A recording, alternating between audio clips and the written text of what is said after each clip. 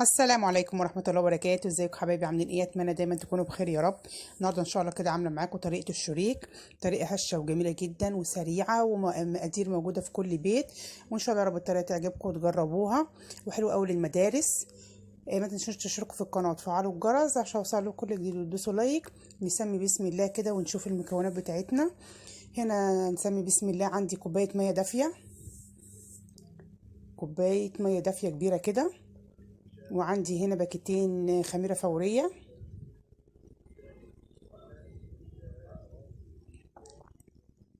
نحط كيسين كده خميرة فورية.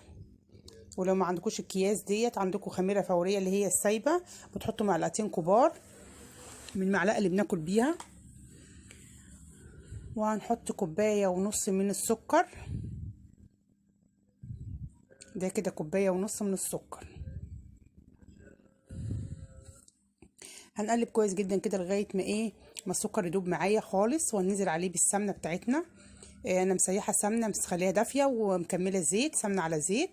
حاطة كوباية ونص، هنحط كوباية ونص سمنة على زيت.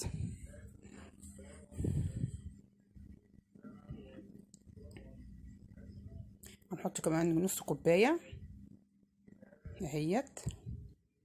انا مسيحة السمنة بس مخليها دافية ومكملة زيت. يبقى كده حطينا كوباية مية كبيرة، حطينا باكيتين خميرة فورية، وحطينا كوباية ونص من السمنة. هنقلب كويس جدا كده لغاية ما السكر يدوب تماما.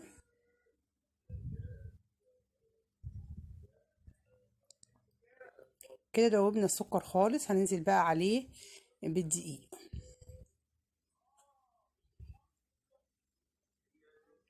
كده عندي اول كيلو كده من الدقيق. احنا هنعمل 2 كيلو النهارده، فالكيلو بياخد بس باكت خميره فوريه، فاحنا هنعمل النهارده 2 كيلو، فحطينا 2. وادي التاني اهوت.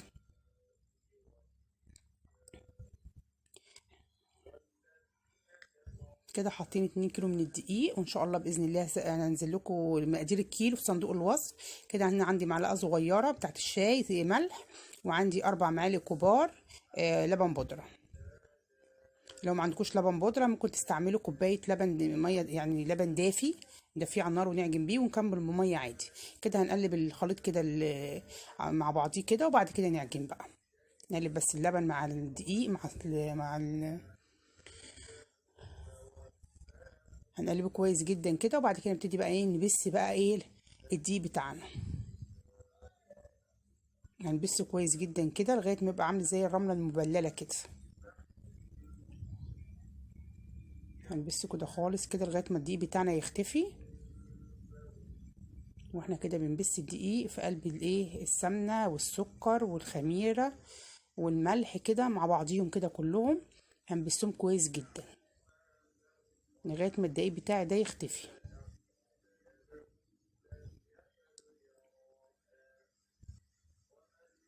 المرحله دي بتديكي بقى يعني نتيجه كويسه جدا في المخبوزات بتاعتك. لما تيجي تفركي كده الدقيق وتبسيه في السمنه او الزيت اللي انت هتحطيه دوت كده، يبقى عامل زي الرمله كده معاكي، بتديكي نتيجه حلوه قوي في المخبوزات بتاعتك. تبقى دايبه كده وناعمه وحلوه قوي. كده خلاص مفيش دقيق ظاهر معايا خالص، كده بقت اهيت. الدقيق خلاص اختفى، اهي بقت عامله زي الرمله المبلله كده. هنبتدي بقى عندنا ميه دافيه، محضرين ميه دافيه جنبنا كده، هنعجن بميه دافيه. هرش كده حبه بحبه ونعجن بقى. ما نحطش الميه كلها دفعه واحده، ننزل حبه بحبه كده عشان نشوف السمك العجينه اللي احنا عايزينه. حبه بحبه كده برضو ونعجن بقى.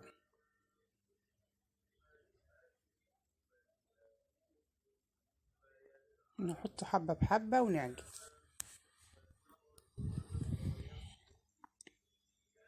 ده كده خدت مني كوبايه كمان، وهنضيف برضو حبه تاني. هنشوف خدت مننا قد ايه في الاخر. كده حطينا كوبايتين من الميه كبار كده، وهنجيب ميه تاني وهنشوف تاخد مننا قد ايه. هنعجنها كويس جدا كده، بس لسه برضو ناشفه في معانا، فهنجيب ميه تاني دافيه كده وهنشوف تاخد مننا قد ايه. ونحط برضو معلقتين معلقتين كده لغايه ما ايه العجينه تتظبط معايا. كده خدنا حوالي 3 معالق، يعني ربع كوبايه من الميه.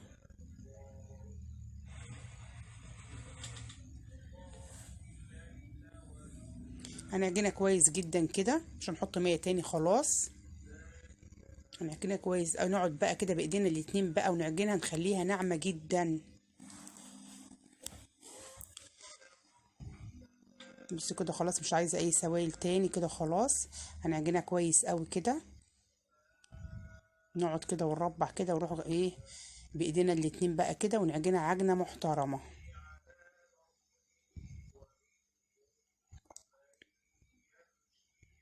نفضل نعجن فيها لغايه ما تبقى ملساءه معانا كده وطريه مش ملزقه. يعني زي ما حضراتكم شايفين عجنتها كويس جدا بايديا الاتنين كده. وبرده اهيت تعجنوها كده بايديكم الاتنين كده لغايه ما تبقى عجينه لمساء كده خالص كده وطريه ومش ملزقه وحلوه قوي. بصوا خدت مننا ربع كوبايه كمان، يعني خدت مننا كوبايتين وربع من الميه. بصوا بقت عجينه طريه ومش بتلزق وحلوه قوي. يعني زي ما حضراتكم شايفين هي طريه جدا اهيت ومش ملزقه خالص ولا طريه ولا يعني العجينه بتاعتنا ناشفه قاسيه يعني لا، هي مرنه معانا وفي نفس الوقت ما بتلزقش. هنا عندي بقى نحط معلقه سمنه كده في ايه في الطبق من تحت كده. وبعد كده نحط برضو بقيه السمنه على الوش برضو عشان ما يتنشفش وشها ما ينشفش معايا يبقى طري. حبه سمنه كده برضو على وش ايه العجين بتاعي. وطبعا احنا دلوقتي في بدايه الشتاء، كل سنه وانتم طيبين، الشتاء خلاص يعني بدأ كده. هي طبعا هتاخد وقت شويه في الخمر يعني. هنغطيها كويس جدا على قد ما نقدر نغطيها باي حاجات يعني تقيله عليها كده. نحط فوطه كده وفوق الفوطه هنحط بقى تيشرت صوف، كوفرتا، اي حاجه تقيله كده عليها عقبال ما تخمر. بصوا بسم الله ما شاء الله ملت الطبق اهيت. انا كنت حاطه عليها حاجات كتيره جدا وخمرت معايا تماما اهيت. وخدت معايا ساعه ونص. ساعة ونص وخمرت يعني، لكن لو في الصيف هتقعد ساعة ساعة الا ربع. دلوقتي عشان الجو بدأ يسقع فخدت مني وقت، وانا مغطيه بحاجات كتيرة جدا طبعا وكمراها لغاية ما خمرت معايا. بعد ساعة ونص نبتدي بقى نشيل الخمر بتاعها كده. انا لو ما شلتش الخمر وشكلت على طول المخبوزات بتاعتي اللي هعملها تبقى مفرغة من جوه. انا عايزة تبقى ما تبقاش مفرغة، تبقى يعني مليانة كده من جوه مش مفرغة. لو خدتها بالخمر بتاعها تبقى مفرغة من جوه. فانا عايزه المخبوزات بتاعتي ما تبقاش مفرغه، تبقى كده مليانه كده وهشه وحلوه. بصوا هنعمل كور صغيره جدا، يعني اكبر من صفاره البيضه بشويه. هنقطع كده كور صغيره جدا قد صفاره البيضه بس كبيره شويه عنها. طبعا الشريك الواحده بس بتاخد 3 كور. بصوا بنكور كور صغيره خالص كده.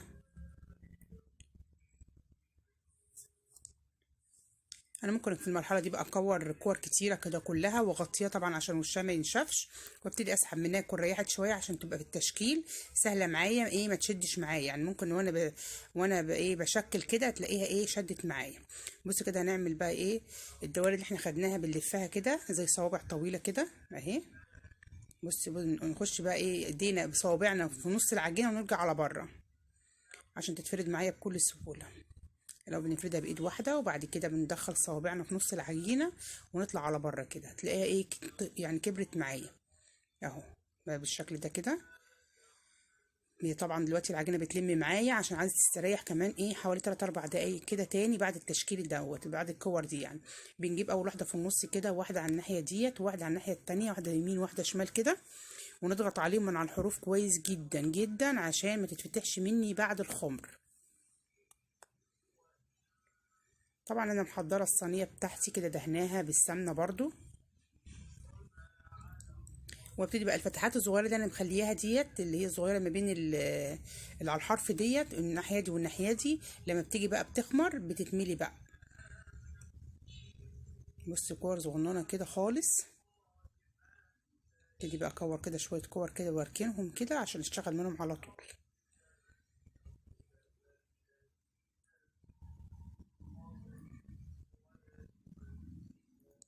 الفها كرة على ايدي كده على الصينيه او الترابيزه بتاعتي كده هنلفهم كور صغيرة جدا كده، يعني كل شريكة بتاخد 3 كور اهي. نلف بقى كمان واحدة كمان، بندخل صوابعنا في النص ونرجع على بره. هتلاقوها إيه بقت صباع كده عامل زي البقسماط كده، بيكبر معايا كده على طول اهي. بصوابع ايدينا نحط صوابعنا في النص ونرجع على بره، هتلاقيها بقت ايه الصوابع كده. سهلة وبسيطة وسريعة وحلوة جدا. يعني ممكن لو عندك اولاد ممكن يساعدوكي وانتي قطعوا وهم يشكلوا كده بالمنظر ده كده. سهلة جدا، يعني اي حد يعرف يشتغل فيها.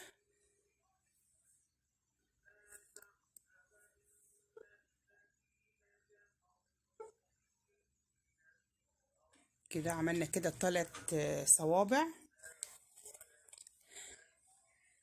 اهي. كده نحط ال3 جنب بعض وعلى الحرف كده اهوت نضغط عليه كويس جدا، والحرف الناحية التانية نضغط عليهم كويس جدا عشان بعد الخمر الحروف دي ما تتفكش مني. ممكن بعد ما تخمر تفك مني، فانا بضغط عليها كويس جدا. الحروف دي كويس قوي بضغط عليها عشان لما تيجي تخمر ما تفكش مني اهي. بقى بص المنظر ده كده. الفراغات اللي في النص اللي انا سايباها ديت بتخمر بقى وبتتملي وبتبقى شكلها حلو قوي. هنقطع كده برضو، هنقطع كور كده صغيرة كده. ممكن تقطعي بقى كده وتغطيها عشان الوش ما ينشفش، وتستعمليها على طول بقى، يعني تاخدي منها على طول. هتبقى سهلة معاكي في التشكيل. نشكل كده ان شاء الله كده على طول، نلفها كده.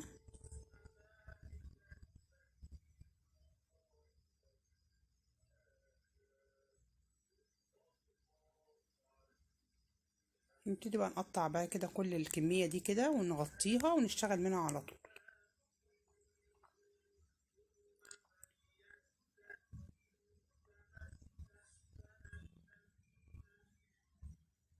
ممكن برضو نضغط عليها بايدينا كده، نعملها زي الكورة كده ونضغط عليها وتشيليها وتحطيها ارض على الصينية على طول. مش محتاجة ان انتي تلفيها يعني كورة في ايديكي. هنعمل واحدة كمان وبعد كده نعمل الكمية كلها بقى ونرجع لكم تاني، بس هنعمل واحدة دلوقتي كده. بصوا بنضغط بصوابعنا لجوه على بره، يعني نحط صوابعنا في نص العجينة كده ونطلع على بره، هتلاقيها اتفردت معانا بكل سهولة اهي. بصوابعنا كده من جوه على بره، سهلة جدا وبسيطة خالص اهي. والتلاتة بيبقوا يعني نحاول كده نعملهم قد بعض،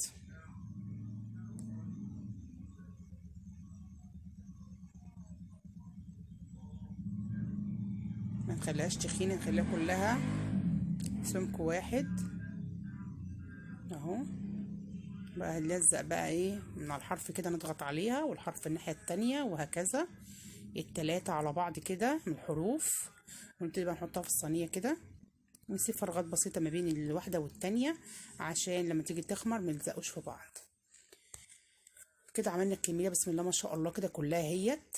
هي لسه هيخمر كمان، يبقى شكله حلو قوي بعد ما يخمر كمان كده ويبقى عالي وجميل جدا. كده عملنا كل الكمية هي من 2 كيلو، عملنا ما شاء الله. هنغطيهم بقى كويس جدا كده، نحطهم في المطبخ كده ونغطيهم لغاية ما يخمروا معانا. نجيب حاجة تانية كمان ونغطيها كويس جدا كده، هيخمروا معايا على طول، مش هياخدوا وقت زي الوقت اللي فات يعني. حوالي بعد نص ساعة كده خمر معايا خالص اهوت. ابتدي بقى احضر بقى الدهان اللي على الوش اللي هعمله. بصي هنا عندي بيضة، وطبعا الدهان زي ما حضراتكم تحبوا، عايزين ببيض عايزين لبن عايزين، يعني في حاجات كتير قوي لدهان الوش. يعني ممكن نحط بيضة على 1 فانيليا على نص كوباية لبن، ممكن نحط نص كوباية لبن على ربع معلقة صغيرة من القهوة سريحة الذوبان او القهوة السادة. وندهن الوش بس من غير بيض. ممكن نجيب معلقة قشطة على نص كوباية لبن، وبرضو ندهن الوش، بيديكي برضو نتيجة حلوة جدا القشطة. يعني في كذا حاجة للوش انت تدهني بيها لو انت مش عايزة بيض. فانا عندي كده ربع كوباية من اللبن على بيضاية على باكت فانيليا. هضربهم كويس جدا كده، وانا مشغله الفرن بقالي 5 دقايق قبل يعني ما ادهن الوش عشان يبقى سخن جدا. ابتدي بقى ايه، اضرب البيض كده باللبن بالفانيليا. يعني في اختيارات كتيره لدهن الوش. ما عنديش قشطه، ممكن اجيب كوبايه زبادي وادهن وش المخبوزات بتاعتي بالزبادي. بس هنا عندي سمسم محمص او سمسم ابيض حسب ما الموجود عندكم، الاتنين شغالين.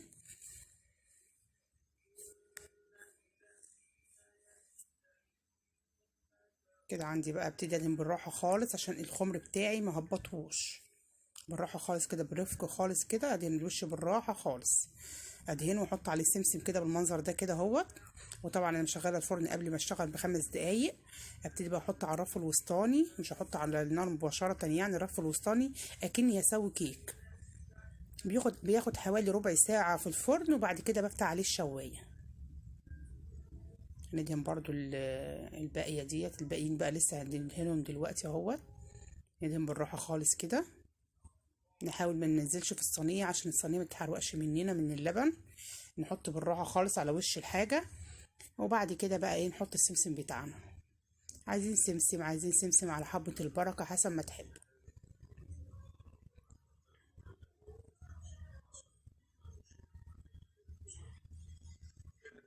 وندهن كده كل الصواني اللي احنا عملناها كده، ونحط بقى ايه السمسم بتاعنا على الوش. نرش رشة حلو كده من السمسم.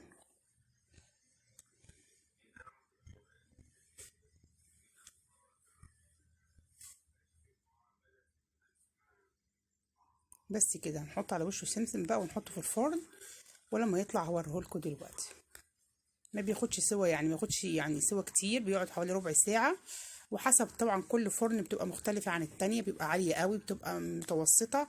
على حسب الفرن بياخد وقت قد ايه. بصوا بسم الله ما شاء الله، طالع طري لسه مطلعاه دلوقتي حالا. بصوا طالع طري ازاي، طالع طري وجميل جدا اهوت. لازم بقى اغطيه عشان الوش بتاعه ما ينشفش.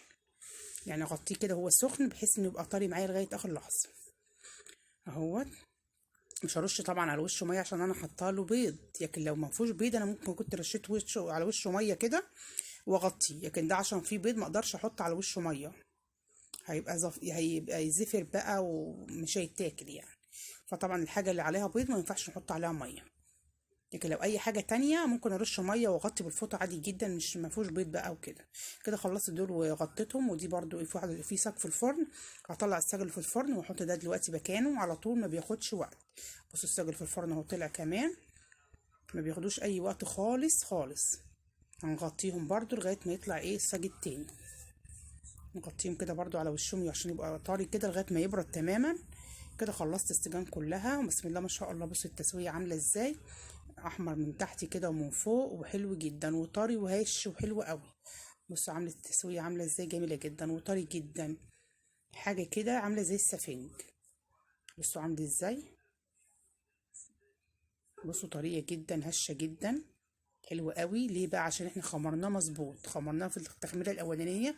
بص من جوه مش متفرغ زي ما قلت لحضراتكم، مليانه اهوت كده واملس كده من جوه وهش وحلو جدا. احنا طبعا عشان طبعا لازم المخبوزات تتخمر مرتين كويس جدا عشان تطلع نتيجه كويسه. لو ما اتخمرتش كويس مش هتديكي نفس النتيجه دي، تبقى هشه كده وحلوه جدا. لو اتخمرت مش كويس هتبقى ايه مكبوسه كده ومش حلوه. عشان دي متخمره كويس مرتين بتديك النتيجه الهشه الجميله دي. طبعا انا باخد الكميه اللي انا محتاجها، والباقي ده كله بحطه في الفريزر، بحطه في كيس واقفل عليه كويس جدا. بحطه في الفريزر، ولو عندي حد هيروح المدرسه بطلع من بالليل احطه كده في كيس، او احطه في فوطه مطبخ نظيفه. اطلع الكميه اللي انا عايزاها من بالليل، اقوم الصبح بقى الاولاد وهم رايحين المدارس ممكن لو عايزين ياخدوا منه، بيبقى كأنك لسه عاملاه. بيبقى حلو جدا وطري برده، ما بيبقاش ناشف ولا اي حاجه، بيبقى حلو جدا. بس اهم حاجه واحنا بنطلعه من الفريزر نحطه في فوطه، وجوه وبعد كده نحط الفوطه دي في قلب كيس تاني نايلون، وبعد كده